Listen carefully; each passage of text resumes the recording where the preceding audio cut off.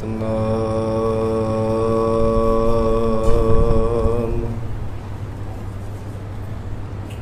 ਸ੍ਰੀ ਵਾਹਿਗੁਰੂ ਸਾਹਿਬ ਜੀ।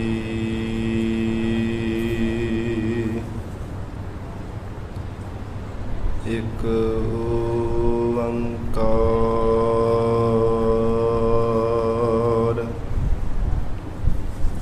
ਸਤਿਨਾਮ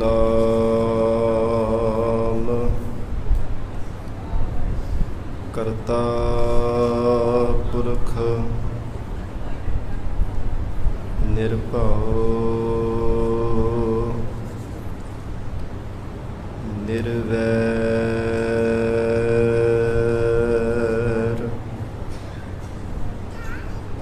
ਅਕਾਲ ਮੂਰਤ ਅਜੂਨੀ ਸੈਭੰ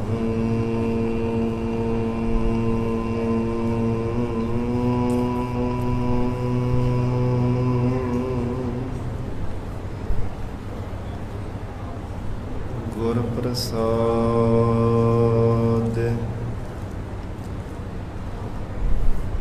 ਜਪ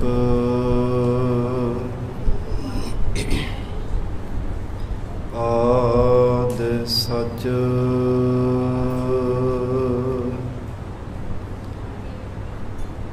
ਜੁਗਾਦਿ ਸਚ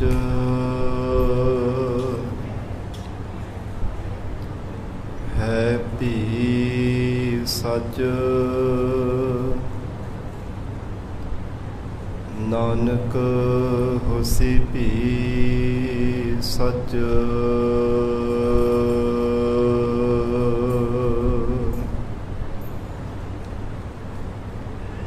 ਡੰਡੌਤ ਬੰਧਨ ਅਨੇਕ ਬਾਰ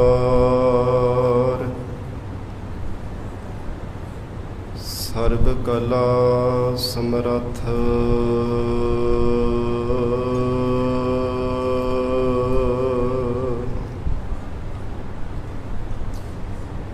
ਡੋਲਨ ਤੇ ਰੱਖੋ ਪ੍ਰਭੂ ਨਾਨਕ ਦੇ ਕਰ ਹੱਥ।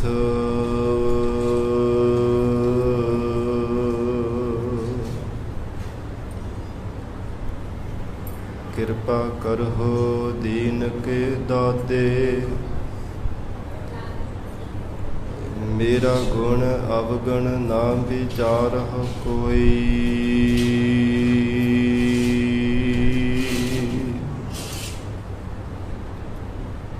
ਮਾਟੀ ਕਾ ਕਿਆ ਧੋਪੈ ਸੁਆਮੀ ਮਾਨਸ ਕੀ ਗਤ ਏਹੀ।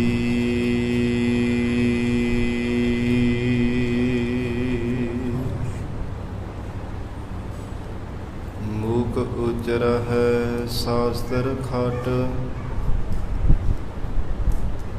ਪਿੰਗ ਗਿਰਨ ਚੜ ਜਾਏ।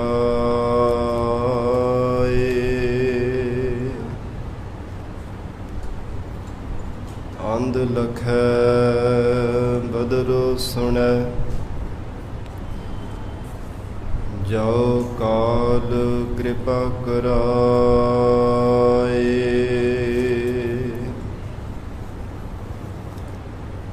ਜਿਉ ਬੁਲਾਵਹਿ ਤਿਉ ਬੋਲਹਿ ਸੁਆਮੀ ਕੁਦਰਤ ਕਵਣ ਹਮਾਰੀ।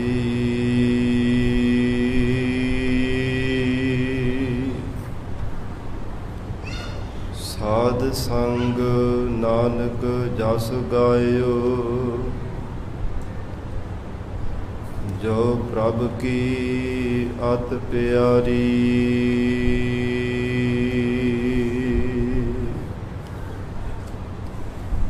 ਬੇਸੁਮਾਰ ਅਥਾਹ ਅਗਨਤ ਅਤੁਲੈ ਜਿਉ ਬੁਲਾਵਹੁ ਤਿਉ ਨਾਨਕ ਦਾਸ ਬੁਲੈ।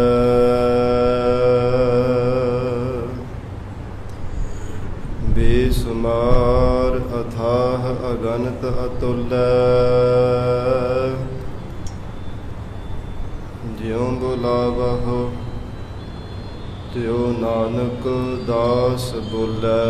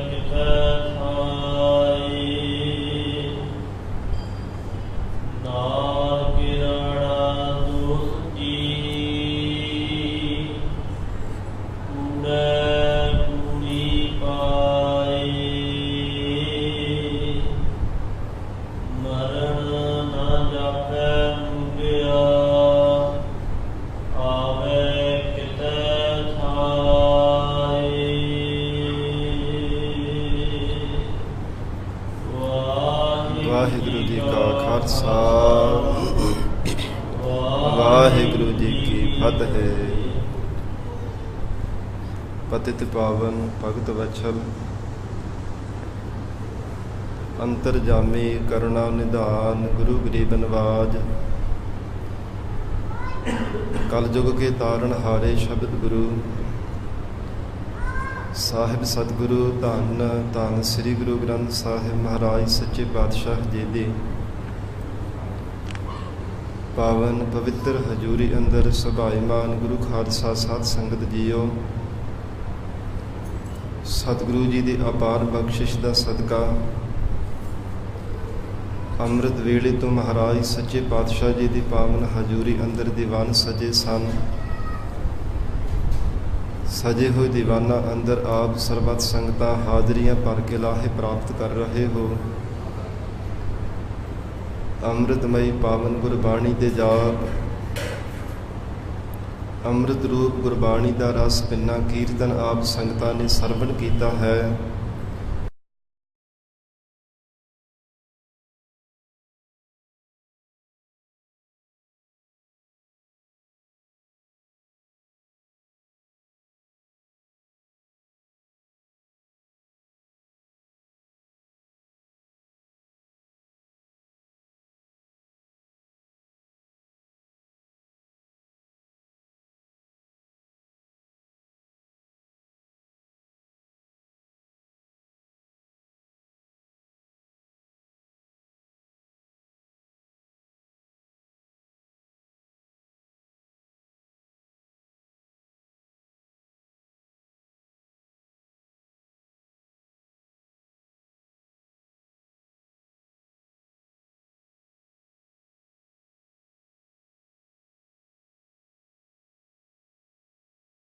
ਪਾਤਸ਼ਾਹ ਜੀ ਨੂੰ ਸਭ ਤੋਂ ਪਹਿਲਾਂ ਪਿਆਰ ਸਤਿਕਾਰ ਸਹਿਤ ਸੀਸ ਝੁਕਾਵੋ। ਵਿਚਾਰ ਦੀ ਪ੍ਰਾਰੰਭਤਾ ਤੋਂ ਪਹਿਲਾਂ ਮਨ ਨੂੰ ਇਕਾਗਰ ਕਰਨ ਲਈ ਰਸਨਾ ਤੋਂ ਉਚਾਰਨ ਕਰੋ ਜੀ। ਸਤਿਨਾਮ ਸ੍ਰੀ ਵਾਹਿਗੁਰੂ ਸਾਹਿਬ, ਸਤਿਨਾਮ ਸ੍ਰੀ ਵਾਹਿਗੁਰੂ ਸਾਹਿਬ ਜੀ।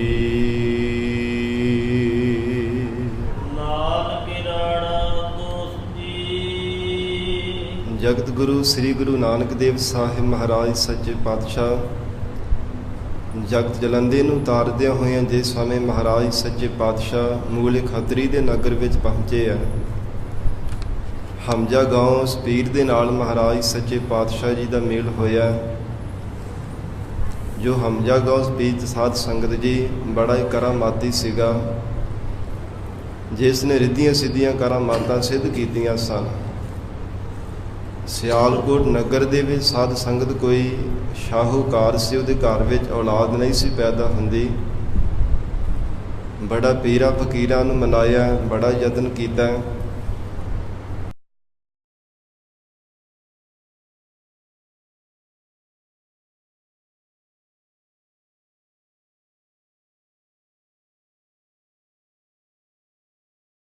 ਜਾਪ ਕੀਤਾ ਤੇ ਸਾਧ ਸੰਗਤ ਇੱਕ ਦੀ ਥਾਂ ਤੇ 4 ਪੁੱਤਰ ਪੈਦਾ ਹੋਏ ਸ਼ਾਹੂਕਾਰ ਦੇ ਘਰ।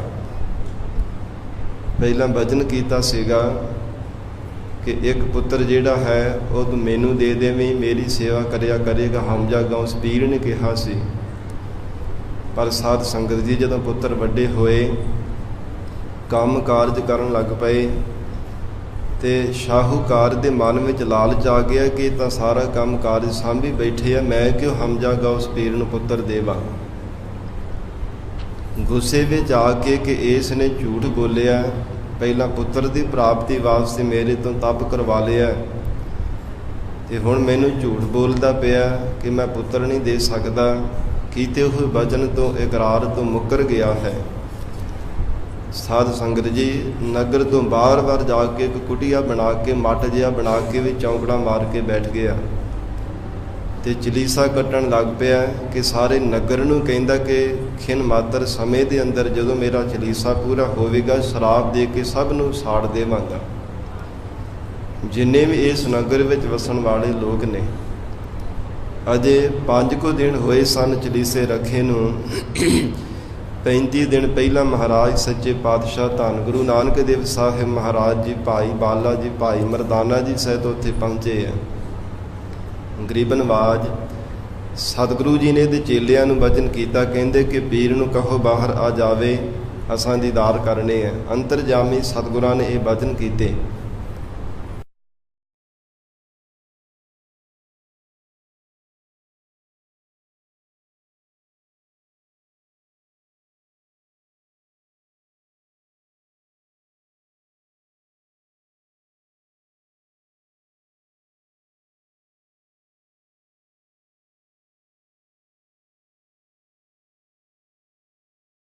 ਅੱਗੋਂ ਮਖੌਲ ਕੀਤਾ, ਸਤਿਗੁਰੂ ਜੀ ਦੇ ਪ੍ਰਤਾਪ ਨੂੰ ਜਾਣਿਆ ਨਾ ਤੇ ਕਹਿਣ ਲੱਗਾ, ਐਡਾ ਪੱਕਾ ਸਿਮਟ ਦਾ ਬਣਿਆ ਹੋਇਆ ਗੁੰਮਤ ਹੈ, ਕਿੱਡਾ ਵੱਡਾ ਮੱਡ ਹੈ ਜਿਸ ਵਿੱਚ ਮੈਂ ਬੈਠਾ, ਭਲਾ ਕਿਵੇਂ ਫਟ ਜਾਵੇਗਾ।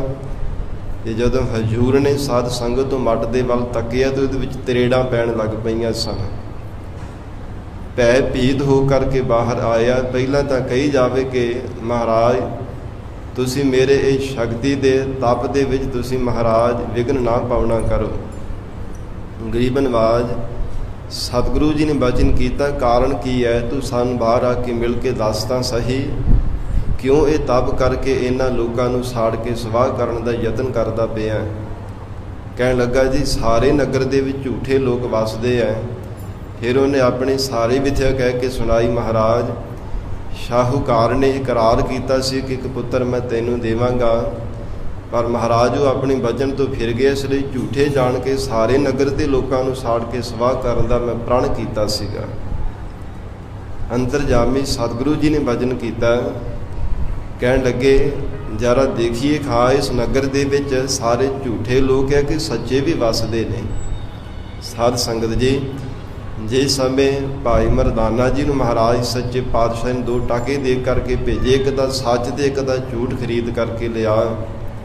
ਭਾਈ ਮਰਦਾਨਾ ਜੀ ਪਹੁੰਚੇ ਨਗਰ ਵਿੱਚ, ਬਹੁਤ ਸਾਰੀਆਂ ਦੁਕਾਨਾਂ ਤੇ ਫਿਰਿਆ, ਘਰਾਂ ਵਿੱਚ ਫਿਰਿਆ, ਪਰ ਇਹ ਤਾਂ ਪਹਿਲੀ ਵਾਰ ਇੱਦਾਂ ਦਾ ਸੌਦਾ ਕਿਸੇ ਨੇ ਸੁਣਿਆ ਕਿ ਸੱਚ ਤੇ ਝੂਠ ਇਹਨਾਂ ਟਕਿਆਂ ਤੋਂ ਮਿਲਦਾ ਹੋਵੇ। ਬੜੀ ਹੈਰਾਨਗੀ ਹੋਈ। ਸਾਧ ਸੰਗਤ ਜਦੋਂ ਮੂਲ ਚੰਦ ਖਾਤਰੀ ਮਿਲਿਆ, ਉਸ ਸਮੇਂ ਜਾ ਕੇ ਕਹਿਣ ਲੱਗੇ, 2 ਟਕੇ ਹੈ ਮੇਰੇ ਤਾਬੇ ਨੇ ਮੈਨੂੰ ਦਿੱਤੇ ਹੈ। ਪੀਰਾਂ ਦੇ ਪੀਰ ਗੁਰੂ ਨਾਨਕ ਦੇਵ ਸਾਹਿਬ ਮਹਾਰਾਜ ਨੇ, ਉਹਨਾਂ ਨੇ ਸੱਚ ਅਤੇ ਝੂਠ ਖਰੀਦਣ ਦੇ ਬਾਬਤ ਮੈਨੂੰ ਭੇਜਿਆ। ਤੇ ਸਾਧ ਸੰਗਤ ਜੀ ਇੱਕ ਕਾਗਜ਼ ਦੇ ਉੱਪਰ ਮੂਲ ਚੰਦ ਨੇ ਲਿਖ ਕਰਕੇ ਦੇ ਦਿੱਤਾ ਕਿ ਜਿਉਣਾ ਝੂਠ ਹੈ ਤੇ ਮਰਨਾ ਸੱਚ ਹੈ। ਟਕੇ ਦੋਵੇਂ ਆਪਣੇ ਕੋਲ ਰੱਖ ਲਏ। ਲਾਲਚ ਦੇ ਅਧੀਨ ਹੋ ਕਰਕੇ ਲੋਭੀ ਬਣ ਕੇ ਪੈਸੇ ਤਾਂ ਰੱਖ ਲਏ, ਪਰ ਝੂਠਾ ਹੀ ਕਾਗਜ਼ ਤੇ ਲਿਖ ਕਰਕੇ ਦੇ ਦਿੱਤਾ। ਮਹਾਰਾਜ ਸੱਚੇ ਪਾਤਸ਼ਾਹ ਗਰੀਬਨਵਾਜ ਸਤਿਗੁਰੂ ਜੀ ਨੂੰ ਜਦੋਂ ਕਾਗਜ਼ ਭਾਈ ਮਰਦਾਨਾ ਜੀ ਨੇ ਜਾ ਕੇ ਦਿੱਤਾ, ਕਹਿਣ ਲੱਗੇ, ਮਹਾਰਾਜ ਇਹ ਪਤਾ ਨਹੀਂ ਕਾਗਜ਼ ਤੇ ਕੀ ਲਿਖ ਦਿੱਤਾ, ਇਹ ਪਤਾ ਨਹੀਂ ਕੀ ਹੈ ਮਹਾਰਾਜ, ਮੇਰੇ ਤੋਂ ਟਕੇ ਇੱਕ ਮਨੁੱਖ ਨੇ ਲੈ ਲਏ ਸਨ, ਮੂਲ ਚੰਦ ਖੱਤਰੀ ਉਹਦਾ ਨਾਮ ਹੈ। ਗਰੀਬਨਵਾਜ ਸਤਿਗੁਰਾਂ ਨੇ ਵਚਨ ਕੀਤਾ, ਭਾਈ ਮਰਦਾਨੇ ਤੂੰ ਸਹੀ ਖਰੀਦ ਕਰਕੇ ਲਿਆਇਆ, ਜੋ ਤੈਨੂੰ ਭੇਜਿਆ ਸੀ ਉਹ ਹੀ ਲੈ ਕੇ ਆਇਆ ਹੈ। ਤੇ ਹੁਣ ਜਿਹਨੇ ਲਿਖ ਕੇ ਦਿੱਤਾ ਜਾਓ ਉਸ ਨੂੰ ਵੀ ਲੈ ਕੇ ਆ। ਤੇ ਇਹ ਪੀਰ ਹਮਜ਼ਾ ਗੌਸ ਪੀਰ ਦਾ ਜਿਹੜਾ ਮਨ ਦਾ ਸ਼ੰਕਾ ਉਹ ਵੀ ਦੂਰ ਕਰ ਦਿੰਦੇ ਆ ਕਿ ਸਾਰੇ ਲੋਕ ਇਸ ਨਗਰ ਵਿੱਚ ਝੂਠੇ ਨਹੀਂ ਵੱਸਦੇ। ਮਹਾਰਾਜ ਸੱਚੇ ਪਾਤਸ਼ਾਹ ਕਹਿਣ ਲੱਗੇ, ਇਹ ਪੀਰ ਜੀ ਦੇਖੋ, ਇਹ ਜਿਨ੍ਹਾਂ ਨੇ ਮਰਨਾ ਪਹਿਲਾਂ ਹੀ ਕਬੂਲ ਲਿਆ ਹੈ ਉਹਨਾਂ ਨੂੰ ਕੀ ਤੁਸੀਂ ਮਾਰਨਾ ਚਾਹੁੰਦੇ ਹੋ। ਮਹਾਰਾਜ ਸੱਚੇ ਪਾਤਸ਼ਾਹ ਜੀ ਨੇ ਵਚਨ ਕੀਤਾ ਤੇ ਸਾਧ ਸੰਗਤ ਜੀ ਫਿਰ ਉਹ ਤਪ ਕਰਨੋਂ ਹਟ ਗਿਆ ਸੀਗਾ।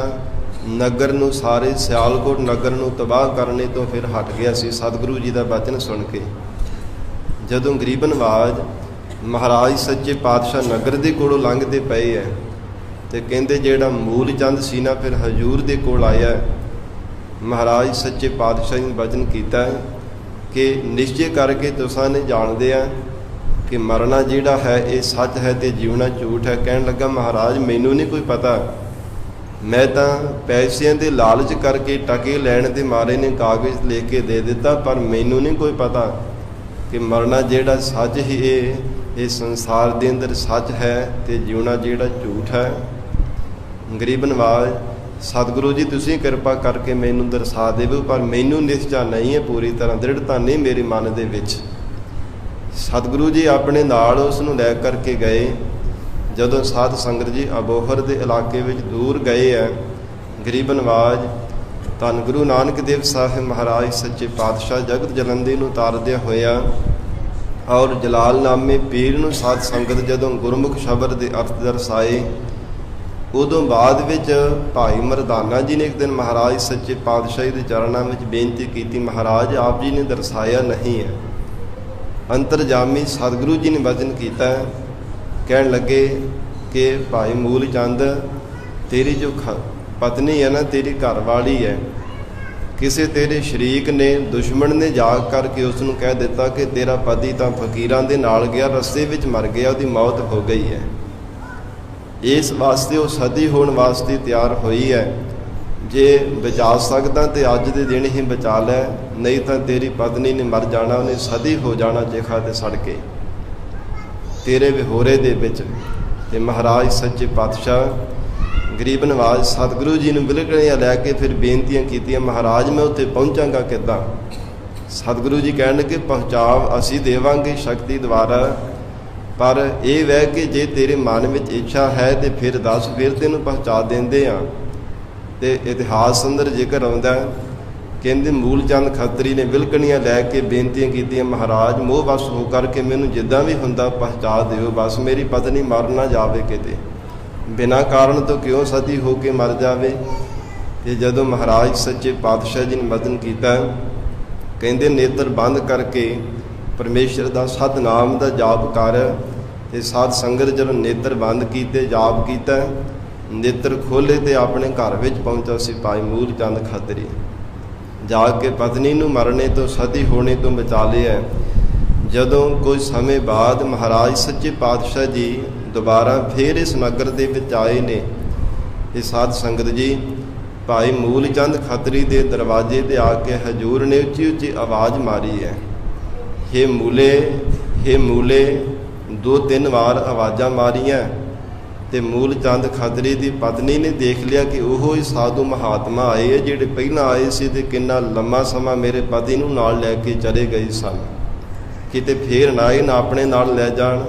ਦੁਬਾਰਾ ਪਤਾ ਨਹੀਂ ਹੁਣ ਮੁੜੇ ਕਿ ਨਾ ਮੁੜੇ, ਪਹਿਲਾਂ ਤਾਂ ਬੜੇ ਲੰਮੇ ਸਮੇਂ ਬਾਅਦ ਵਾਪਸ ਆ ਗਿਆ ਸੀ ਮੇਰਾ ਪਤੀ, ਪਰ ਦੁਬਾਰਾ ਪਤਾ ਨਹੀਂ ਹੁਣ ਆਉਣਾ ਕਿ ਨਹੀਂ ਆਉਣਾ। ਇਸ ਲਈ ਮੋਹ ਦੇ ਵਸ ਵਿੱਚ ਜਾ ਕੇ ਪਤਨੀ ਨੇ ਝੂਠ ਬੋਲ ਦਿੱਤਾ ਮਹਾਰਾਜ ਸੱਚੇ ਪਾਤਸ਼ਾਹ ਜੀ ਨੂੰ। ਕਹਿਣ ਲੱਗੀ, ਜੀ ਮੇਰਾ ਪਤੀ ਇੱਥੇ ਨਹੀਂ, ਕਿਸੇ ਨਗਰ ਵਿੱਚ ਕਾਰਜ ਵਾਸਤੇ ਗਿਆ ਹੋਇਆ। ਤੇ ਸਾਧ ਸੰਗਤ ਜੀ ਘੀਰੇ ਦੇ ਉਹਲੇ ਪਾਥੀਆਂ ਵਾਲਾ ਘੀਰਾ ਉਹਦੇ ਉਹਲੇ ਲੁਕਾ ਦਿੱਤਾ ਸੀਗਾ। ਇਤਿਹਾਸ ਅੰਦਰ ਜੇਕਰ ਆਉਂਦਾ ਹੈ, ਗਰੀਬ ਨਵਾਜ ਧੰਨ ਗੁਰੂ ਨਾਨਕ ਦੇਵ ਸਾਹਿਬ ਮਹਾਰਾਜ ਸੱਚੇ ਪਾਤਸ਼ਾਹ ਅੰਤਰਜਾਮੀ ਹਜ਼ੂਰ ਨੇ ਵਚਨ ਕੀਤੀ, ਕਹਿਣ ਲੱਗੇ, ਭਾਈ ਮੂਲਿਆ ਅਸੀਂ ਤਾਂ ਭਾਈ ਤੈਨੂੰ ਪ੍ਰੇਮ ਦੇ ਕਰਕੇ ਮਿਲਣ ਵਾਸਤੇ ਆਏ ਸਾਂ, ਤੈਨੂੰ ਨਾਲ ਲੈ ਜਾਣ ਵਾਸਤੇ ਨਹੀਂ ਸਨ ਆਏ ਕਿ ਤੂੰ ਸਾਡੇ ਨਾਲ ਚੱਲ ਤੇ ਸਾਡੀ ਪੂਜਾ ਕਰੀ, ਸਾਡੀ ਸੇਵਾ ਕਰੀ।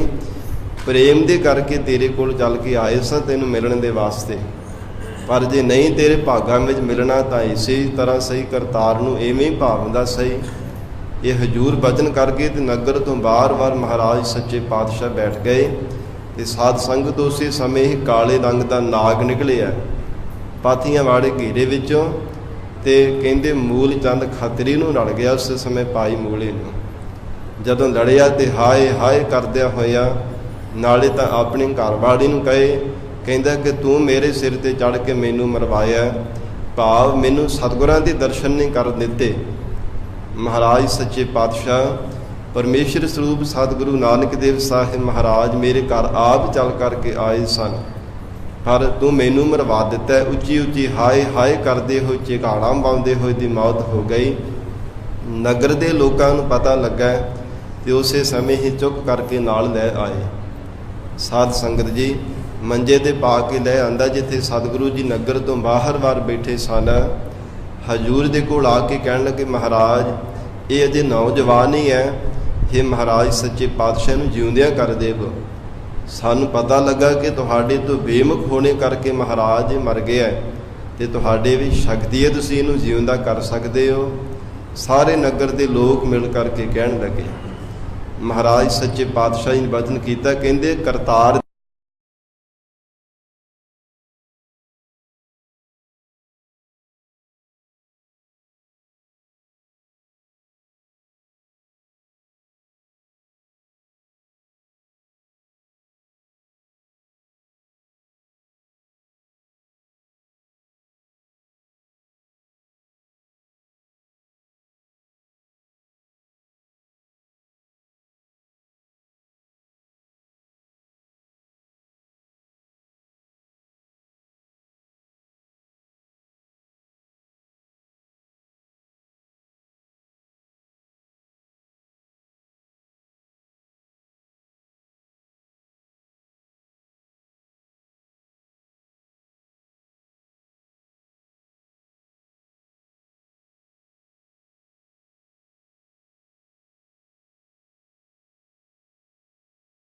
ਬਨਵਾਜ ਧੰਨ ਗੁਰੂ ਨਾਨਕ ਦੇਵ ਸਾਹਿਬ ਪਾਤਸ਼ਾਹੀ ਤੋਂ ਇੱਕ ਵਾਰ ਬੇਮੁਖ ਹੋਣੇ ਕਰਕੇ ਕਿੰਨੇ ਜਨਮ ਜਗਤ ਅੰਦਰ ਧਾਰਨੇ ਪਏ ਮੂਲ ਚੰਦ ਖਾਤਰੀ ਨੂੰ। ਜੋ ਹਜ਼ੂਰ ਨੇ ਬਚਨ ਕੀਤੇ ਸਨ, ਸਾਧ ਸੰਗਤ ਸ਼ਿਕਾਰਗੜ੍ਹ ਸਾਹਿਬ ਆਪ ਨੇ ਦਰਸ਼ਨ ਕੀਤੇ ਹੋਣਗੇ, ਜੋ ਇੱਥੇ ਹੀ ਹਜ਼ੂਰ ਸਾਹਿਬ ਦੱਖਣ ਦੀ ਧਰਤੀ ਤੇ ਹੈ। ਹੀਰਾ ਘਾਟ ਮਾਤਾ ਸਾਹਿਬ ਦੇਵਾ ਜੀ ਦਾ ਸਥਾਨ, ਉੱਥੇ ਨਾਲ ਹੀ ਸ਼ਿਕਾਰਗੜ੍ਹ ਸਾਹਿਬ ਪਾਵਨ ਅਸਥਾਨ ਬਣਿਆ।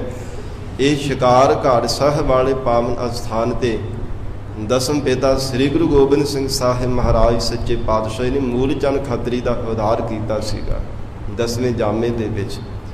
ਗਰੀਬ ਨਵਾਜ ਸਤਿਗੁਰੂ ਜੀ ਨੇ ਜਦੋਂ ਸਾਧ ਸੰਗਤ ਦੇ ਵਚਨ ਕੀਤੇ ਹੈ ਕਿ ਕਰਤਾਰ ਨੂੰ ਇਵੇਂ ਹੀ ਭਾਵੇਗਾ, ਤੇ ਸਤਿਗੁਰੂ ਜੀ ਨਗਰ ਤੋਂ ਬਾਹਰ ਆ ਗਏ।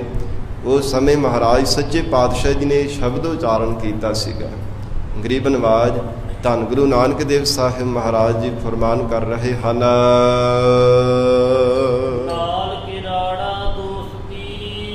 ਧੰਨ ਗੁਰੂ ਨਾਨਕ ਦੇਵ ਸਾਹਿਬ ਪਾਤਸ਼ਾਹ ਕਹਿਣ ਲੱਗੇ, ਹੈ ਭਾਈ ਬਾਲਾ ਭਾਈ ਮਰਦਾਨਾ ਜੀ, ਜਿਹੜੇ ਕਿਰਾੜਾ ਭਾਵ ਜਿਹੜੇ ਕਰੜੇ ਦਿਲ ਵਾਲੇ ਆ ਨਾ, ਉਹਨਾਂ ਦੇ ਨਾਲ ਜਿਹੜੀ ਦੋਸਤੀ ਮਿੱਤਰਤਾ ਪਾਵਣੀ ਹੈ।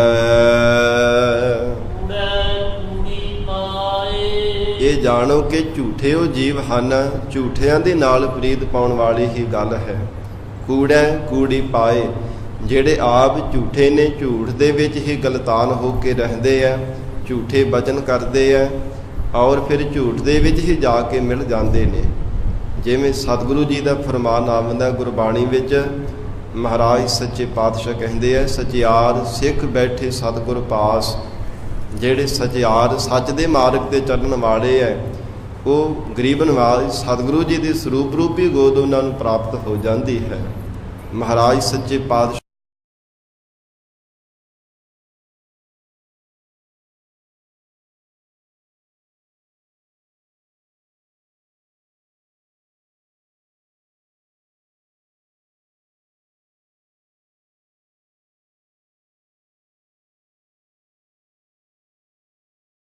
ਹੋਏ ਹੈ, ਝੂਠ ਦਾ ਹੀ ਉਹ ਫਸਾਦ ਕਰਦੇ ਹੈ।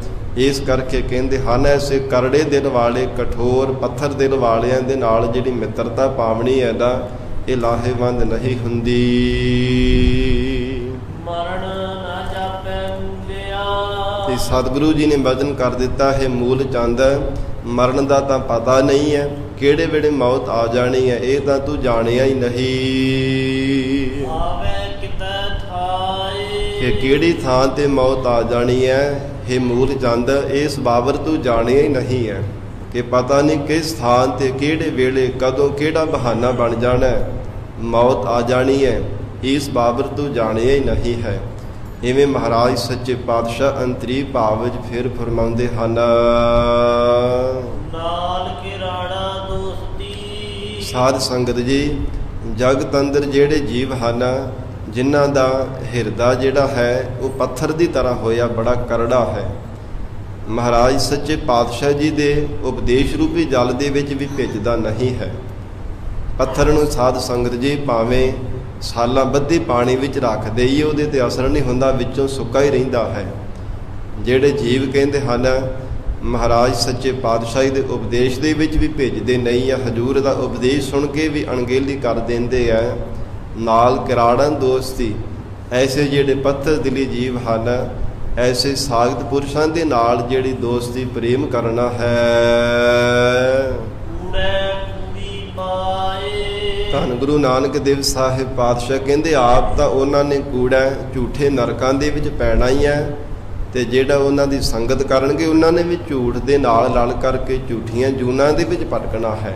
ਕੂੜਾ ਕੂੜੀ ਪਾਏ, ਉਹਨਾਂ ਦੀ ਸੰਗਤ ਕਰਨ ਵਾਲਿਆਂ ਦੇ, ਉਹਨਾਂ ਦਾ ਸੰਗ ਕਰਨ ਵਾਲਿਆਂ ਨੂੰ ਵੀ ਝੂਠ ਦੇ ਨਾਲ ਹੀ ਜਾ ਕੇ ਮਿਲਣਾ ਪੈਂਦਾ ਹੈ। ਮਰਨ ਨਾ ਜਾਪੈ ਮੁੰਗਿਆ। ਮਹਾਰਾਜ ਸੱਚੇ ਪਾਤਸ਼ਾਹ ਕਹਿੰਦੇ ਪ੍ਰਾਣਾ ਧਾਰੀ ਜੀਵ ਨੇ ਮਰਨਾ ਤਾਂ ਮੂਲਿਆ ਮੂਲ ਤੋਂ ਜਾਣਿਆ ਹੀ ਨਹੀਂ ਹੈ। ਜਨਮ ਧਾਰਨ ਕੀਤਾ, ਜਗਤ ਅੰਦਰ ਵੱਡੀ ਅਵਸਥਾ ਵਾਲਾ ਹੋ ਗਿਆ, ਕੇਵਲ ਸੰਸਾਰ ਦੇ ਐਸ਼ੋ ਆਰਾਮ, ਸੰਸਾਰ ਦੇ ਸੁੱਖ ਸਹੂਲਤਾਂ ਚੇਤੇ ਹੈ, ਸੰਸਾਰ ਦੇ ਵਿਸ਼ੇ ਸੁੱਖ ਚੇਤੇ ਹਨ, ਧਨ ਪਦਾਰਥਾਂ ਨੂੰ ਭੋਗਣ ਦਾ ਕੇਵਲ ਚੇਤਾ ਹੈ। ਪਰ ਕਹਿੰਦੇ ਮਰਨਾ, ਜਿਹੜਾ ਮਰਨਾ ਸੀ ਨਾ ਮੂਲੋਂ ਹੀ ਮੁੱਢ ਤੋਂ ਹੀ ਵਿਸਾਰ ਦਿੱਤਾ ਕਿ ਮੇਰੀ ਮੌਤ ਵੀ ਹੋਣੀ ਹੈ। ਜੇ ਸਾਧ ਸੰਗਤ ਜੀ ਮਨੁੱਖ ਨੂੰ ਰੱਬ ਦਾ ਭੈ ਤੇ ਮੌਤ ਚੇਤੇ ਹੋਵੇ, ਕਦੇ ਪਾਪ ਕਰਮ ਕਰੇ ਹੀ ਨਾ। ਮੌਤ ਨਾ ਚੇਤੇ ਹੋਣੇ ਕਰਕੇ ਪਾਪ ਕਰਮ ਕਰਦਾ ਹੈ। ਜੇ ਮੌਤ ਚੇਤੇ ਹੋਵੇ ਕਿ ਪਤਾ ਨਹੀਂ ਕਿਹੜੇ ਵੇਲੇ ਸਵਾਸ ਪੂਰੇ ਹੋ ਜਾਣੇ, ਤੇ ਫਿਰ ਕਦੇ ਪਰਮੇਸ਼ਰ ਦਾ ਸਿਮਰਨ ਕਰਨੋਂ ਟਲੇ ਨਾ। ਹਰ ਸਮੇਂ ਵਾਹਿਗੁਰੂ ਨੂੰ ਯਾਦ ਕਰੇ ਆਪਣੇ ਹਿਰਦੇ ਵਿੱਚ ਕਿ ਮੇਰੀ ਮੌਤ ਦਾ ਪਤਾ ਨਹੀਂ ਕਿਹੜੇ ਵੇਲੇ ਸਮਾਂ ਆ ਜਾਣਾ, ਕੋਈ ਪਤਾ ਨਹੀਂ ਹੈ। ਬਾਲਕ ਅਵਸਥਾ ਵਿੱਚ ਆ ਜਾਵੇ, ਨਹਿ ਬਾਰਿਕ ਨਹਿ ਜੋਬਨੈ ਨਹਿ ਬਿਰਧੀ ਕਛ ਬੰਦ, ਉਹ ਬੇਰਾ ਨਹਿ ਬੁਝਿਐ ਜੋ ਆਇ ਪਰੈ ਜਮ ਫੰਦ। ਜੇ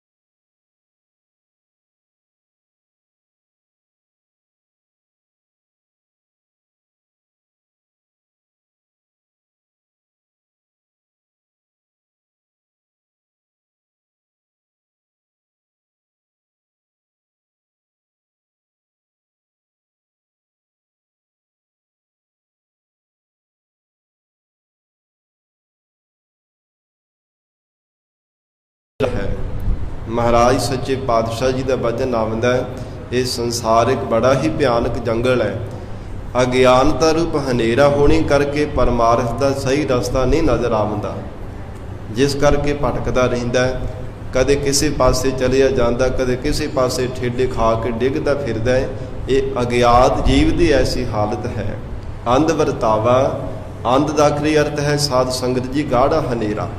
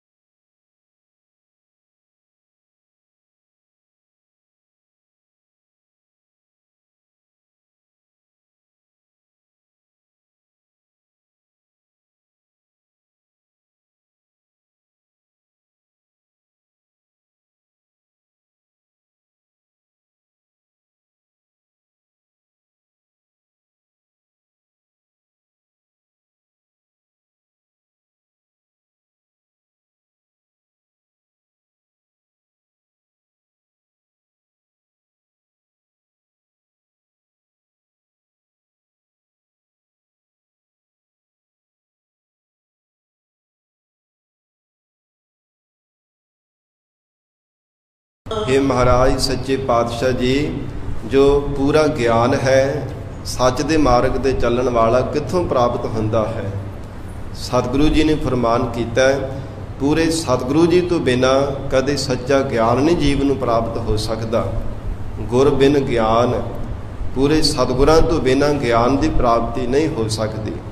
जिवें महाराज सच्चे पातशाह जी के फरमान आते हैं ना भट रसना द्वारा, गुर बिन घोर अंधार, गुरु बिन समझ ना आवे। महाराज सच्चे पातशाह कहते पूरे सतगुरु तो बिना कदे ज्ञान की प्राप्ति नहीं हो सकती, तो ज्ञान तो बिना कदे सच्ची सोझी भी नहीं प्राप्त होंदी। ये ज्ञात नहीं मिलती कि किस ढंग दे नाल जीवन निर्वाह करके इनू सफला बनावना है। महाराज सच्चे पातशाह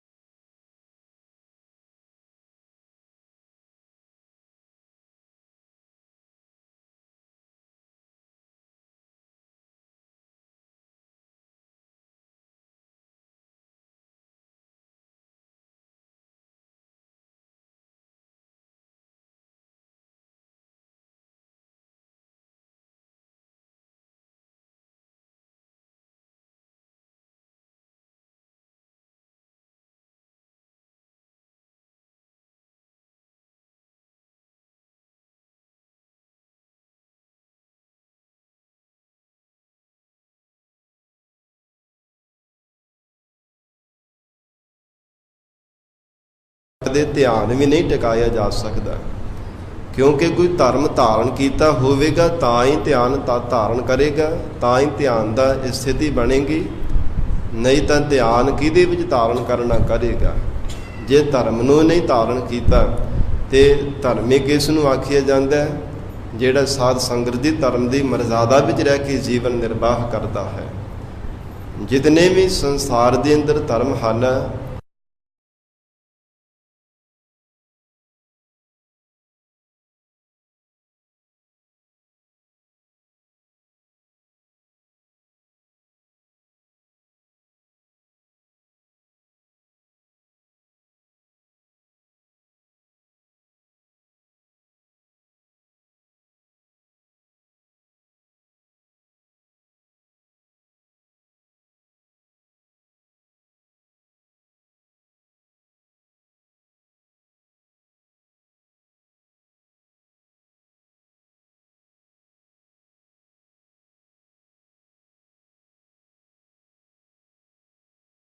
ਹੁੰਦਾ ਹੈ ज़्यादा रफ्तार तेज़ कर लेंदा तो उसका नुकसान भी फिर हो सकता है।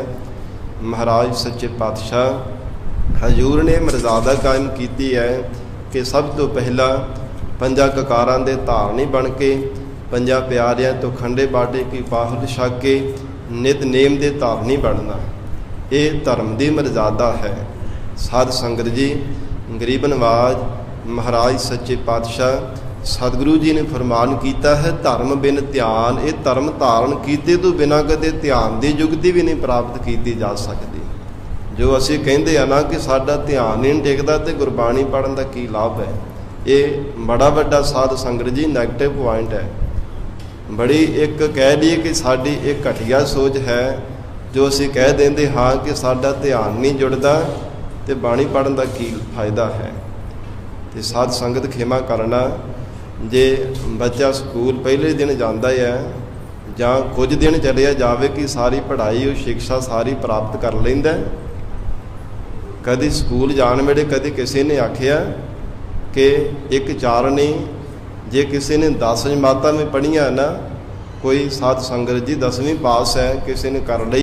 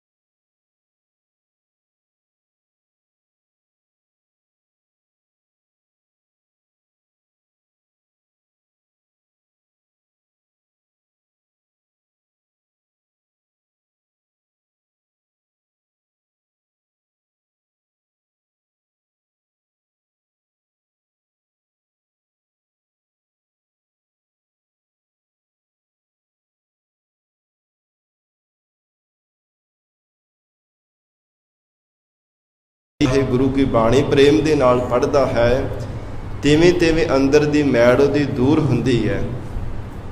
ਜਿਵੇਂ ਜਿਵੇਂ ਮੈਲ ਦੂਰ ਹੁੰਦੀ ਜਾਂਦੀ ਤਿਵੇਂ ਤਿਵੇਂ ਮਨ ਵੀ ਫਿਰ ਇਕਾਗਰ ਹੋਣ ਲੱਗ ਪੈਂਦਾ ਹੈ, ਧਿਆਨ ਵਿੱਚ ਜੁੜਨ ਲੱਗ ਪੈਂਦਾ ਹੈ। ਗੁਰੂ ਕਿਰਪਾ ਕਰੇ, ਸਾਨੂੰ ਸਮੱਤ ਬਖਸ਼ੇ।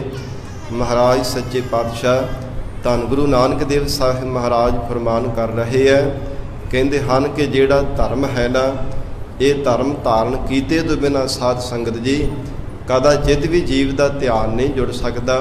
ਧਿਆਨ ਦੀ ਜੁਗਤੀ ਵੀ ਧਰਮ ਧਾਰਨ ਕਰਨੇ ਕਰਕੇ ਹੀ ਮਿਲਦੀ ਹੈ। ਸੱਚ ਬਿਨ ਸਾਖੀ ਲੋ ਨਾ ਬਾਕੀ। ਤੇ ਸੱਚ ਤੋਂ ਬਿਨਾਂ ਕੋਈ ਸਾਖੀ ਗਵਾਹੀ ਨਹੀਂ ਭਰ ਸਕਦਾ। ਜਿਹੜਾ ਆਪ ਝੂਠਾ ਹੈ, ਦੂਜੇ ਦੀ ਗਵਾਹੀ ਭਲਾ ਕੀ ਭਰ ਲਵੇਗਾ। ਜੇ ਭਰੇਗਾ ਤੇ ਜਗਤ ਦੇ ਲੋਕਾਂ ਨੇ ਵੀ ਆਖਣਾ ਇਹ ਤਾਂ ਆਪ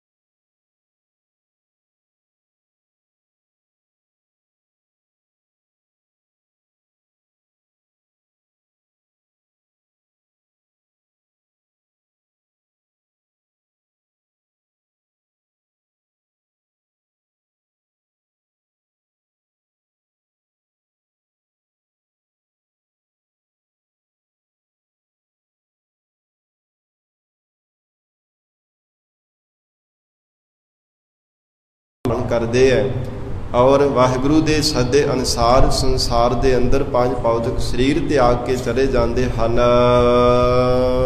ਸਾਧ ਨਾਹੀ ਵੇਹੀ ਗੱਲੇ। ਕਹਿੰਦੇ ਹਨ ਕਿ ਜੇ ਹੰਕਾਰ ਦੇ ਸਹਿਤ ਹੀ ਗੱਲਾਂ ਬਾਤਾਂ ਕਰੀ ਜਾਵੇ ਜੀ ਮੈਂ ਬੜਾ ਗਿਆਨਵਾਨ ਹਾਂ, ਮੇਰੇ ਕੋਲ ਬਹੁਤ ਜ਼ਿਆਦਾ ਗੁਣ ਨੇ, ਮੈਂ ਬਹੁਤਾ ਗੁਣਵਾਨ ਹਾਂ, ਜਾਂ ਮੇਰੇ ਵਿੱਚ ਬਹੁਤਾ ਬਲ ਹੈ, ਮੈਂ ਆਤਮਿਕ ਬਲਵਾਨ ਹਾਂ, ਐਸਾ ਜਿਹੜਾ ਮਹਾਰਾਜ ਸੱਚੇ ਪਾਤਸ਼ਾਹ ਕਹਿੰਦੇ ਜਿਹੜੀਆਂ ਦੁਨੀਆ ਦੀਆਂ ਝੂਠੀਆਂ ਗੱਲਾਂ ਕਰਨੀਆਂ ਨੇ, ਝੂਠੀਆਂ ਸਿਫਤਾਂ, ਸਾਧ ਨਾਹੀ, ਇਹਨਾਂ ਦੇ ਵਿੱਚ ਕਦਾਚਿਤ ਵੀ ਜੀਵ ਨੂੰ ਪਰਮੇਸ਼ਰ ਦਾ ਸਾਧ ਪਰਮ ਆਨੰਦ ਨਹੀਂ ਆਉਣ ਵਾਲਾ। ਸਾਧ ਨਾਹੀ ਇਹ ਵੇਹੀ ਗੱਲ ਹੈ, ਇਹ ਵੇਹੀ ਇੱਦਾਂ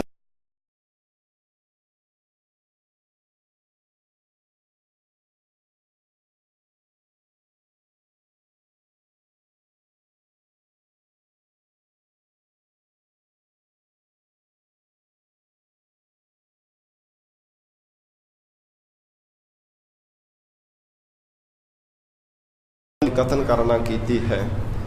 ਗਰੀਬ ਨਵਾਜ ਸਤਿਗੁਰੂ ਨਾਨਕ ਦੇਵ ਸਾਹਿਬ ਮਹਾਰਾਜ ਸੱਚੇ ਪਾਤਸ਼ਾਹ ਜਗਤ ਦੀ ਜਿਹੜੀ ਸਾਧ ਸੰਗਤ ਜੀ ਪਰਮੇਸ਼ਰ ਦੀ ਬਣਾਈ ਹੋਈ ਪ੍ਰਕਿਰਤੀ ਦੀ ਮਰਜ਼ਾਦਾ ਹੈ ਕਿ ਮਨੁੱਖ ਜੋ ਕੁਝ ਕਰਮ ਕਰਦਾ ਹੈ ਉਹਨੂੰ ਫਲ ਭੁਗਤਣਾ ਪੈਂਦਾ ਹੈ।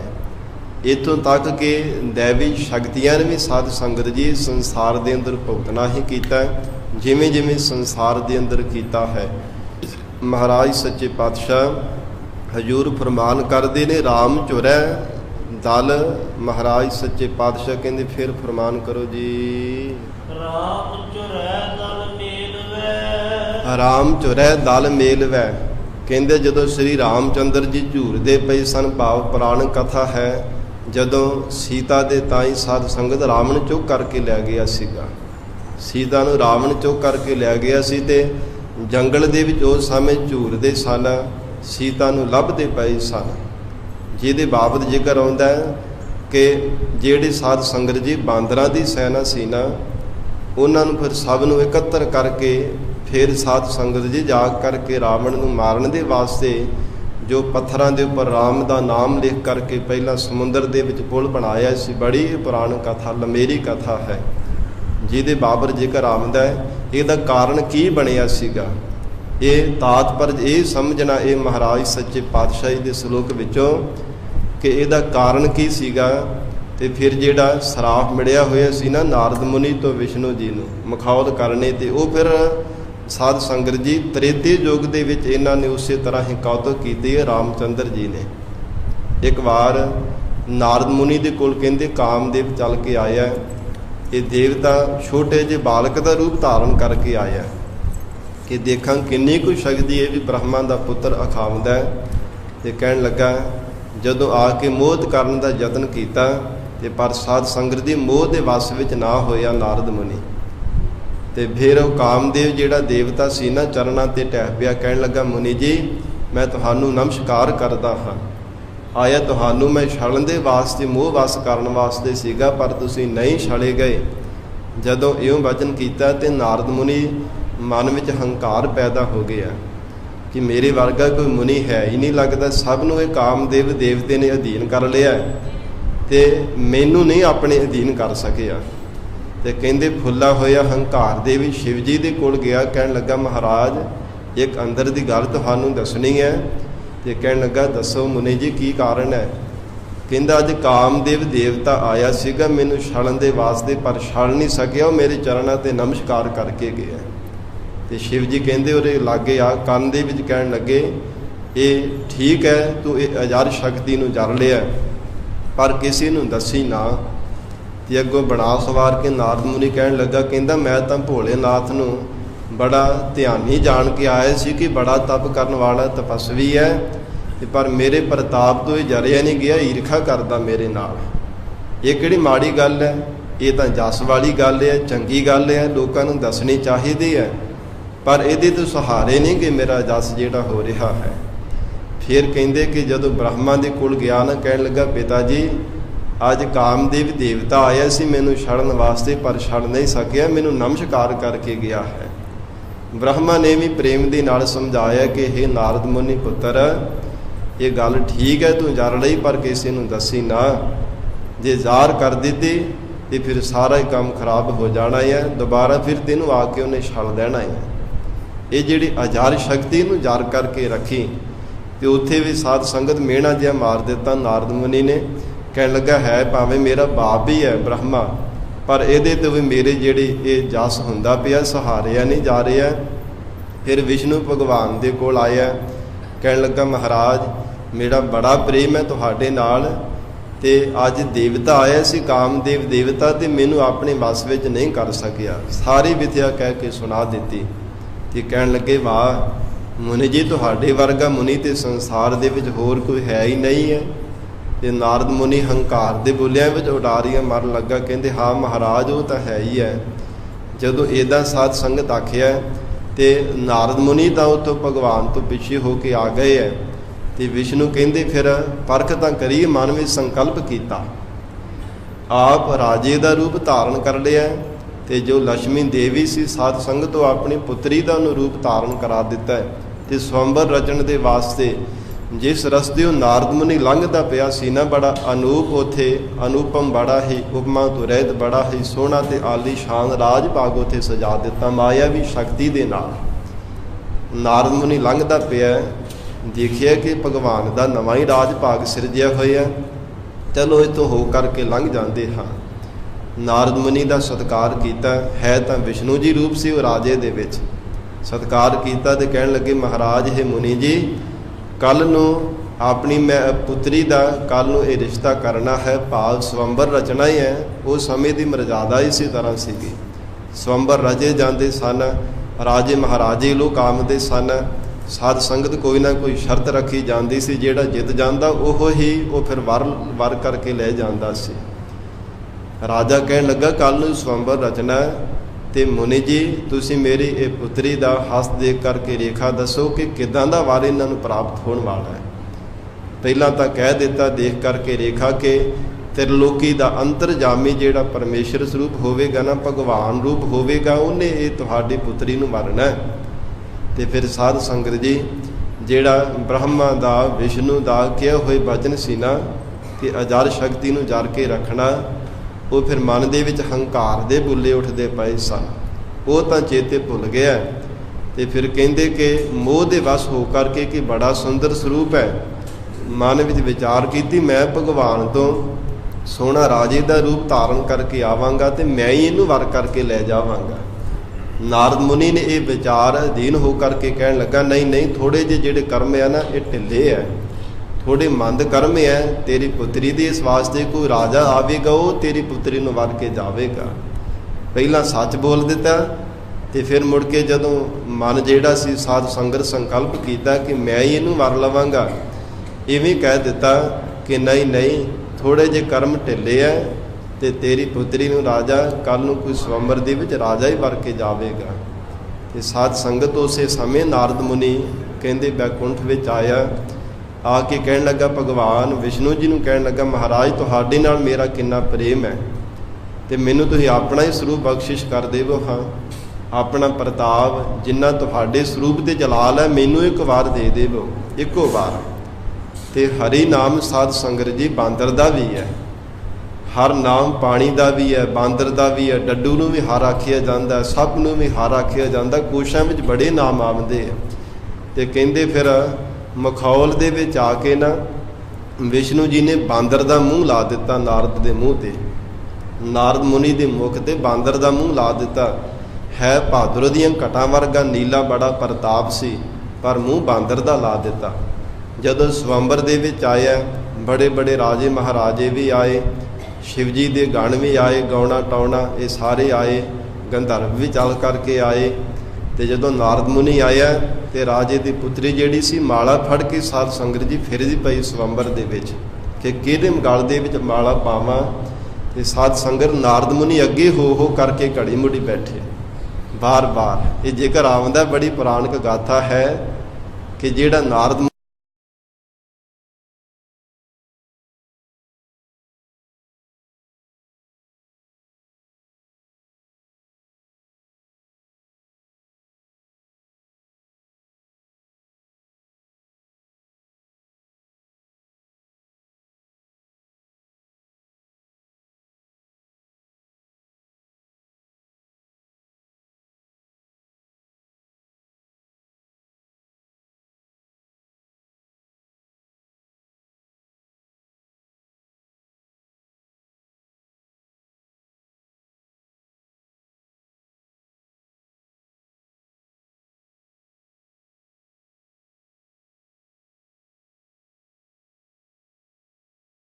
ਲੱਗਾ ਹੋਇਆ ਸੀਗਾ। ਤੇ ਫਿਰ ਉਹ ਸਮੇਂ ਸਰਾਪ ਦਿੱਤਾ ਸੀ ਵਿਸ਼ਨੂੰ ਨੂੰ।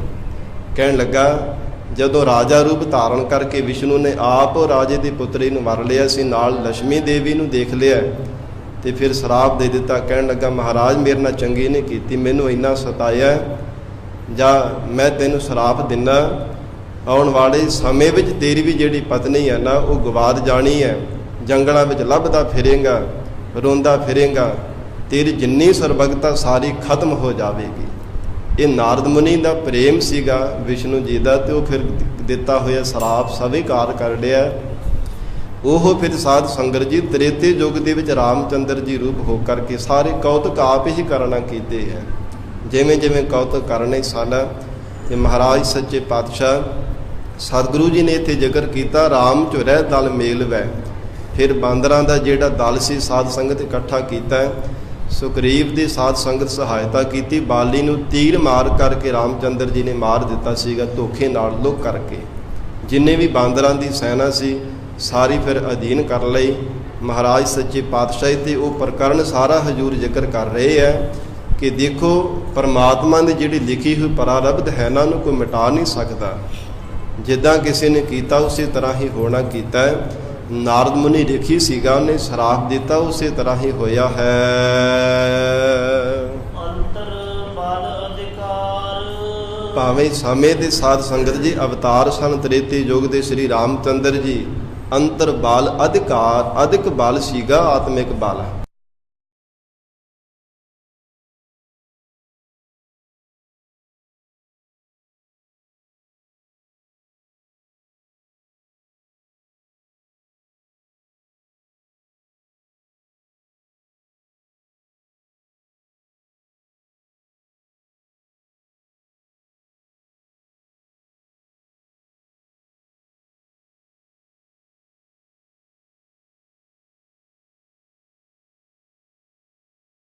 ਸੇਵਾ ਕੀਤੀ, ਸਾਰਾ ਉਹਨਾਂ ਦਾ ਦਲ ਇਕੱਠਾ ਕਰਕੇ ਫਿਰ ਰਾਵਣ ਤੇ ਚੜ੍ਹਾਈ ਕੀਤੀ ਸੀ।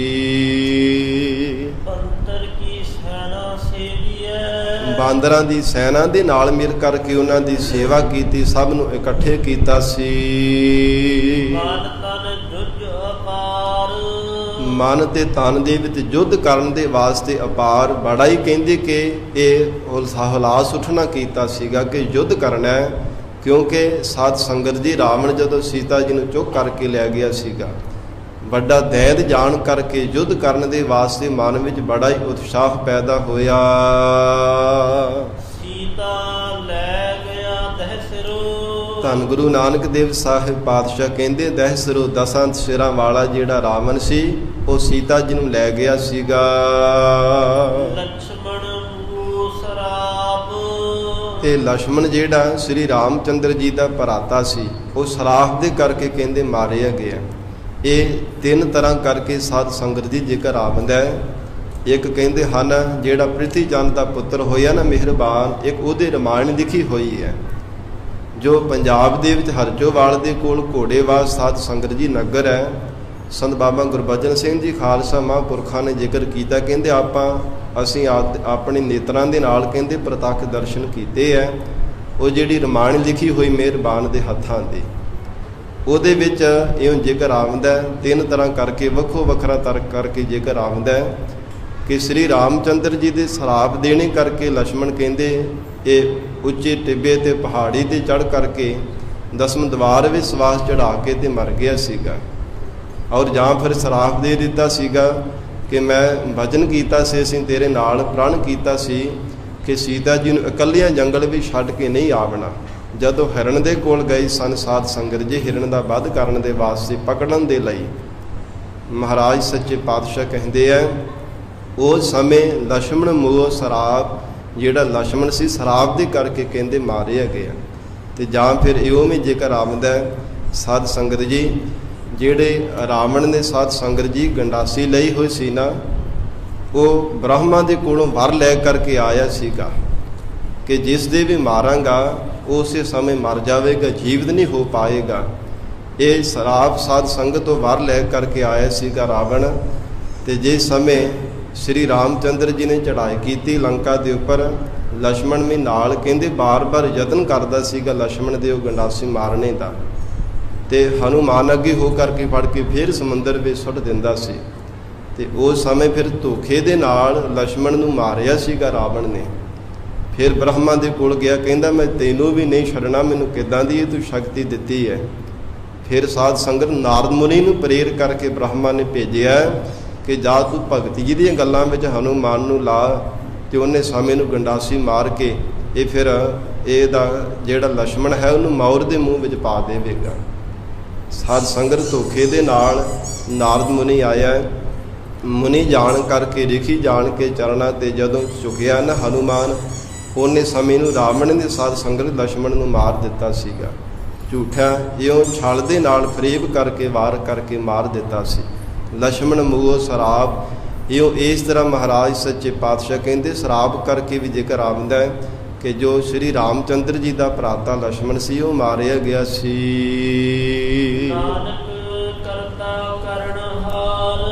ਪਰ ਕਹਿੰਦੇ ਜੋ ਕਰਤਾ ਕਰਨ ਹਾਰਾ ਹੈ ਨਾ, ਸਾਰੀ ਸ੍ਰਿਸ਼ਟੀ ਦੇ ਕਰਨ ਹਾਰਾ ਹੈ, ਸਾਰੀ ਸ੍ਰਿਸ਼ਟੀ ਨੂੰ ਪੈਦਾ ਕਰਨ ਵਾਲਾ, ਸਭ ਵਿਧਾ ਨੂੰ ਕਰਨ ਵਾਲਾ, ਕਰਾਉਣ ਵਾਲਾ ਜੋ ਪਰਮੇਸ਼ਰ ਹੈ। ਕਰ ਵੇਖੈ ਥਾਪ ਉਸਾਰ ਆਪ ਹੀ ਅਕਾਲ ਪੁਰਖ ਵਾਹਿਗੁਰੂ ਪਰਮਾਤਮਾ ਸਭ ਜੀਵਾਂ ਨੂੰ ਪੈਦਾ ਕਰਨ ਵਾਲਾ, ਫਿਰ ਜੀਵਾਂ ਦੀ ਦੇਖ ਰੇਖ ਕਰਨ ਵਾਲਾ, ਕਰ ਵੇਖੈ ਥਾਪ ਉਥਾਪ। ਜਦੋਂ ਚਾਹੇ ਸ੍ਰਿਸ਼ਟੀ ਨੂੰ ਥਾਪ ਦਿੰਦਾ ਹੈ, ਜਦੋਂ ਚਾਹੇ ਸ੍ਰਿਸ਼ਟੀ ਦੀ ਲੈਤਾ ਕਰ ਦਿੰਦਾ ਹੈ। ਮਨ ਮਹਿ ਝੂਰੈ ਰਾਮਚੰਦ। ਮਹਾਰਾਜ ਸੱਚੇ ਪਾਤਸ਼ਾਹ ਧੰਨ ਗੁਰੂ ਨਾਨਕ ਦੇਵ ਸਾਹਿਬ ਮਹਾਰਾਜ ਜੀ ਨੇ ਫਰਮਾਨ ਕੀਤਾ, ਕਹਿੰਦੇ ਹਨ ਫਿਰ ਰਾਮਚੰਦਰ ਜੀ ਮਨ ਦੇ ਵਿੱਚ ਝੂਰਦੇ ਰਹੇ ਹੈ। ਜੋ ਨਾਰਦ ਮੁਨੀ ਨੇ ਕਿਹਾ ਸੀ ਨਾ, ਕਹਿੰਦਾ ਮਹਾਰਾਜ ਮੈਨੂੰ ਇੰਨਾ ਸਤਾਇਆ ਨਾ, ਬਾਂਦਰ ਦਾ ਮੂੰਹ ਲਾ ਕੇ ਤੁਹਾਨੂੰ ਵੀ ਝੂਰਨਾ ਪਵੇਗਾ, ਪੁੱਬਾ ਮਾਰ ਕਰਕੇ ਰੋਵੋਗੇ। ਤੁਹਾਡੀ ਪਤਨੀ ਵੀ ਜਦੋਂ ਮਹਾਰਾਜ ਗਵਾਚ ਗਈ ਤੇ ਫਿਰ ਤੁਸਾਂ ਵੀ ਰੋਣਾ ਪਵੇਗਾ। ਇਹ ਸ਼ਰਾਪ ਦੇ ਦਿੱਤਾ ਸੀਗਾ।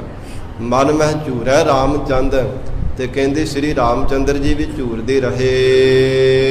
ਸੀਤਾ ਲਛਮਣ ਜੋਗ। ਜੋਗ ਦਾ ਇੱਥੇ ਅਖਰੀ ਅਰਥ ਹੈ ਵਿਜੋਗ, ਵਿਛੋੜਾ ਹੋ ਗਿਆ। ਭਾਵ ਸੀਤਾ ਜੀ ਜਿਹੜੇ ਕਹਿੰਦੇ ਕਿ ਜਦੋਂ ਰਾਵਣ ਆਏ ਸੀ ਨਾ ਬ੍ਰਾਹਮਣ ਦਾ ਰੂਪ ਧਾਰਨ ਕਰਕੇ ਦਾਨ ਲੈਣ ਦੇ ਵਾਸਤੇ, ਤੇ ਸਾਧ ਸੰਗਤ ਜੀ ਉਸ ਸਮੇਂ ਕਹਿੰਦੇ ਕਿ ਜਿਹੜੀ ਲਛਮਣ ਨੇ ਰੇਖਾ ਮਾਰੀ ਸੀ ਨਾ ਆਪਣੇ ਧਨਖ ਦੇ ਨਾਲ, ਪਹਿਲਾਂ ਇਹ ਕਿਹਾ ਸੀਗਾ ਬਾਰ-ਬਾਰ ਲਛਮਣ ਨੂੰ ਕਿ ਇਹ ਲਛਮਣ ਤੇਰੇ ਭਰਾਤਾ ਰਾਮਚੰਦਰ ਜੀ ਕਿਸੇ ਮੁਸੀਬਤ ਦੇ ਵਿੱਚ ਪੈ ਗਏ, ਜੰਗਲ ਦੇ ਵਿੱਚ ਜਾ, ਉਹਨਾਂ ਦੀ ਜਾਨ ਬਚਾਉਣੀ ਕਰ, ਉਹਨਾਂ ਦੀ ਸਹਾਇਤਾ ਕਰ ਜਾ ਕੇ। ਲਛਮਣ ਨੇ ਕਿਹਾ ਸੀ, ਕਹਿਣ ਲੱਗਾ ਕਿ ਰਾਮਚੰਦਰ ਜੀ ਤਿੰਨਾਂ ਲੋਕਾਂ ਦੇ ਵਿੱਚ ਰਾਮ ਨੂੰ ਭਲਾ ਕੌਣ ਉਹਨਾਂ ਦੇ ਮੁਸੀਬਤ ਪਾ ਸਕਦਾ ਹੈ?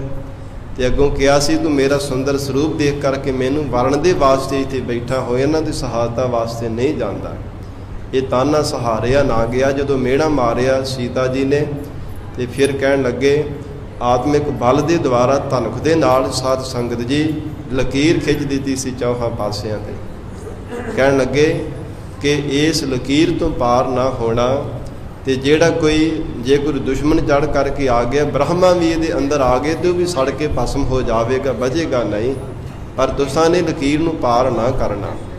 ਇਹ ਬਚਨ ਕਰਕੇ ਚਲਾ ਗਿਆ ਤੇ ਬ੍ਰਾਹਮਣ ਦਾ ਰੂਪ ਧਾਰਨ ਕੀਤਾ ਛਲ ਕੇ। ਤੇ ਸਾਧ ਸੰਗਤ ਜੀ ਉਹ ਸੀਤਾ ਨੂੰ ਸਾਧ ਸੰਗਤ ਹਣਮੰਤਰ ਜਿਹੜਾ ਕਹਿੰਦੇ ਕਿ ਰਾਵਣ ਸੀਗਾ ਦੈ ਸਿਰ ਸੀ, ਉਹ ਸਾਧ ਸੰਗਤ ਸੀਤਾ ਨੂੰ ਆਪਣੇ ਨਾਲ ਲੈ ਕੇ ਚਲਾ ਗਿਆ ਸੀ। ਇਸ ਲਈ ਮਹਾਰਾਜ ਸੱਚੇ ਪਾਤਸ਼ਾਹ ਹਜੂਰ ਨੇ ਬਚਨ ਕੀਤਾ, ਮਨ ਮਹਿ ਝੂਰੈ ਰਾਮਚੰਦ ਸੀਤਾ ਲਛਮਣ ਜੋਗ। ਇਸ ਢੰਗ ਦੇ ਨਾਲ ਕਹਿੰਦੇ ਲਛਮਣ ਦੇ ਤਾਈਂ ਵੀ ਵਿਜੋਗ ਹੋ ਗਿਆ ਸੀ। ਹਣਮੰਤਰ ਆਰਾਧਿਆ।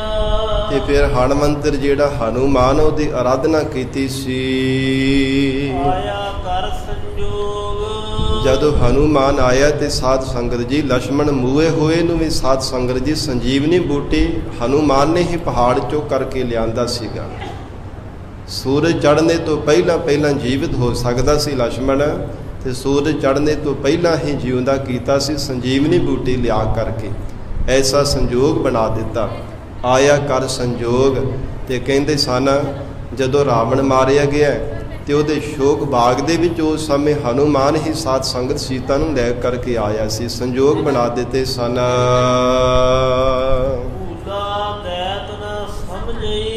ਮਹਾਰਾਜ ਸੱਚੇ ਪਾਤਸ਼ਾਹ ਕਹਿੰਦੇ ਭੁੱਲੇ ਹੋਏ ਅਗਿਆਤ ਰਾਵਣ ਜਿਹੜਾ ਦੈਤ ਉਹਨੇ ਸਮਝਣਾ ਨਾ ਕੀਤਾ।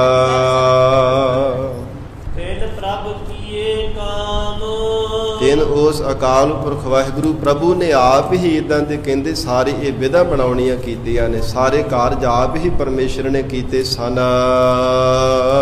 ਨਾਨਕ ਵੇ ਪ੍ਰਵਾਹ ਧੰਨ ਗੁਰੂ ਨਾਨਕ ਦੇਵ ਸਾਹਿਬ ਮਹਾਰਾਜ ਜੀ ਸਮਾਪਤੀ ਦੀਆਂ ਪੰਕਤੀਆਂ ਵਿੱਚ ਫਰਮਾਨ ਕਰ ਰਹੇ ਹੈ। ਕਹਿੰਦੇ ਹਨ ਉਹ ਅਕਾਲ ਪੁਰਖ ਵਾਹਿਗੁਰੂ ਪਰਮੇਸ਼ਰ ਬੇਪਰਵਾਹ ਹੈ। ਉਸ ਨੂੰ ਕਿਸੇ ਦੀ ਪਰਵਾਹ ਨਹੀਂ ਹੈ। ਉਹ ਬੇਪਰਵਾਹ ਅਕਾਲ ਪੁਰਖ ਪਰਮੇਸ਼ਰ ਦਾ ਸਰੂਪ ਹੈ। ਦੇਖੋ ਕਹਿੰਦੇ ਰਾਮਚੰਦਰ ਜੀ ਦੀ ਜਿਹੜੀ ਕਿਰਤ ਸੀ ਨਾ ਉਹ ਵੀ ਨਹੀਂ ਮਿਟਣਾ ਕੀਤੀ। ਭਾਵ ਵਿਸ਼ਨੂੰ ਰੂਪ ਦੇ ਵਿੱਚ ਜਦੋਂ ਸਾਧ ਸੰਗਤ ਜੀ ਸਰਾਪ ਦਿੱਤਾ ਸੀਗਾ ਨਾਰਦ ਮੁਨੀ ਨੇ, ਤੇ ਉਹ ਫਿਰ ਜੋ ਤ੍ਰੇਤੇ ਯੁੱਗ ਦੇ ਤੱਕ ਵੀ ਉਸੇ ਤਰ੍ਹਾਂ ਹੀ ਰਹਿਣਾ ਕੀਤਾ। ਕਿਰਤ ਨਾ ਮਿਟਾਈ ਰਾਮ, ਅਥਵਾ ਰਮਿਆ ਹੋਇਆ ਪਰਮੇਸ਼ਰ ਜੋ ਜਗਤ ਦੇ ਜੀਵਾਂ ਦੀ ਕਿਰਤ ਲਿਖ ਦਿੰਦਾ ਹੈ ਨਾ, ਪਰਾਰਬਧ ਜੋ ਕਰਮ ਪਰਮੇਸ਼ਰ ਲਿਖ ਕਰਕੇ ਪਾ ਦਿੰਦਾ ਉਹਨਾਂ ਨੂੰ ਕੋਈ ਮਿਟਾ ਨਹੀਂ ਸਕਦਾ। ਫਿਰ ਸਾਧ ਸੰਗਤ ਜੀ ਗਰੀਬ ਨਵਾਜ ਮਹਾਰਾਜ ਸੱਚੇ ਪਾਤਸ਼ਾਹ ਜੀ ਦੀ ਹੀ ਸਮਰੱਥਾ ਹੈ। ਜੋ ਗੁਰ ਕਾ ਸ਼ਬਦ ਕਾਟਿਆ ਕੋਟ ਕਰਮ। ਸਤਿਗੁਰੂ ਜੀ ਕਰੋੜਾਂ ਹੀ ਕਰਮਾਂ ਨੂੰ ਕੱਟਣ ਦੇ ਸਮਰੱਥ ਹਨ। ਹੋਰ ਕਿਸੇ ਵਿੱਚ ਇੰਨੀ ਸ਼ਕਤੀ ਨਹੀਂ ਹੈ ਕਿ ਪ੍ਰਮਾਤਮਾ ਦੀ ਲਿਖੀ ਹੋਈ ਸਾਧ ਸੰਗਤ ਜੀ ਕਰਮਾਂ ਨੂੰ ਕੋਈ ਮਿਟਾ ਸਕੇ, ਕੋਈ ਟਾੜ ਸਕੇ। ਇਹ ਗਰੀਬ ਨਵਾਜ ਮਹਾਰਾਜ ਸੱਚੇ ਪਾਤਸ਼ਾਹ ਸਤਿਗੁਰੂ ਜੀ ਕਿਰਪਾ ਕਰਨ, ਪਾਵਨ ਉਪਦੇਸ਼ ਸਾਡੇ ਹਿਰਦਿਆਂ ਅੰਦਰ ਵਸਾਉਣ, ਗੁਰੂ ਬਚਨਾਂ ਦੀ ਕਮਾਈ ਕਰਕੇ ਜੀਵਨ ਸਫਲਾ ਬਣਾ ਸਕੀਏ। ਸਮਾਂ ਸਮਾਪਤ ਹੈ। ਗੁਰਬਾਣੀ ਦੀ ਵਿਚਾਰ ਕਰਦਿਆਂ ਹੋਈਆਂ ਭੁੱਲਾਂ ਦੀ ਖਿਮਾ। ਧੰਨ ਸ੍ਰੀ ਗੁਰੂ ਗ੍ਰੰਥ ਸਾਹਿਬ ਮਹਾਰਾਜ ਆਪ ਸੰਗਤ ਬਖਸ਼ਣ ਯੋਗ ਹੋ। ਅਗਾਹ ਵਾਸਤੇ ਸਮਤ ਬਖਸ਼ਣੀ ਜੀ। ਦੇਹੋ ਸੱਜਣ ਅਸੀਸੜੀਆ, ਜਿਉ ਹੋਵੈ ਸਾਹਿਬ ਸਿਓ ਮੇਲ।